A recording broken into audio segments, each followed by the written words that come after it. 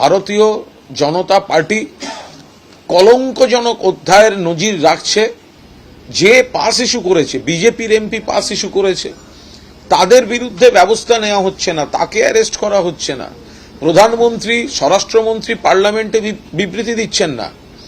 আর যখন বিরোধী সাংসদরা, তৃণমূল কংগ্রেস এবং অন্যান্য বিরোধী সাংসদরা যখন তাই নিয়ে প্রশ্ন তুলছেন, সেই সময় তাদের একের পর এক বহিষ্কার করে দেওয়া হচ্ছে, সাসপেন্ড করে দেওয়া হচ্ছে। এটা ভারতীয় জনতা পার্টি কলঙ্কজনক অধ্যায়ের নজির রাখছে।